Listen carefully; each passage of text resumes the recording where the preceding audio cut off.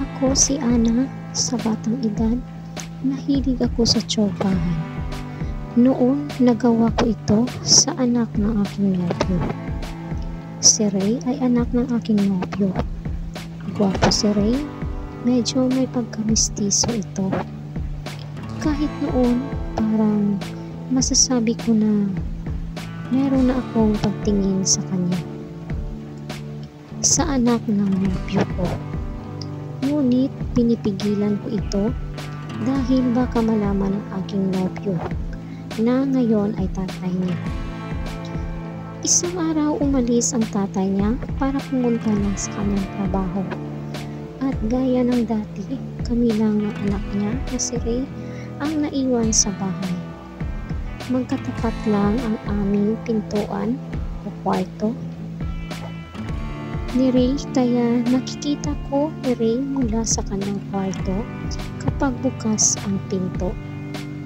Dahil mainit sa oras na iyon, naligo ako. Hindi ko namalaya na hindi ko pala nasirado ang pintuan ng aming kwarto at pintuan ng aming shower. Naligo na ako nang biglang napansin ko na parang may mga mata sa paligid. Akala ko bumalik ang aking nobyo galing sa kanyang trabaho. Napasabi na lang ako na, "Bert, andyan ka ba?" Pasigaw kong tanong dahil akala ko dumating ang tatay ni Ray. Walang sumagot sa tanong ko kaya tinuloy ko na ang aking pagligo. Sa mga oras na yun, naisip ko si Ray. Kahit mali ay sinubukan kong magkamay sa maliit na kuweba. At habang iniisip ko siya, si Ray, na kumakain ng bibingka. Hanggang sa narapsa na ako sa ginawa ko. Nang maramdaman na may tumulo sa bibingka, ay tinuloy ko na ang pagligo. Hudyat na natapos na. Paglabas ko sa shower room, ay pansin ko na hindi ko pala nasira ang door namin.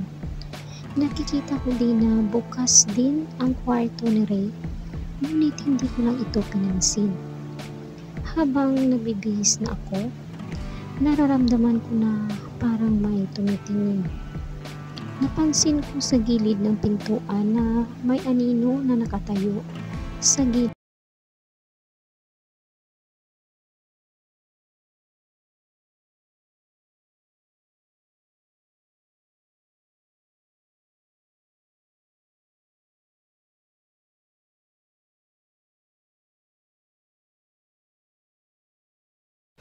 Nilagay ko ang kamay sa bundok na maputi habang pinapahid ang lotion. Binagalan ko ang pagbihis hanggang sa medyo nararamdaman na ang bugli. Dahil sa sobrang bugli na ng nanay, ay bigla kong napasabi sa kay Ray ang mga katagang, "Magtatago ka lang ba?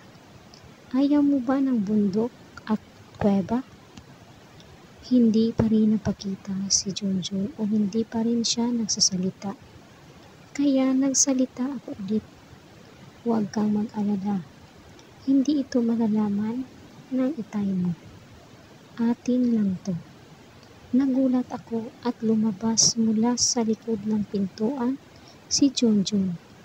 Ano kaya ang mangyayari sa susunod?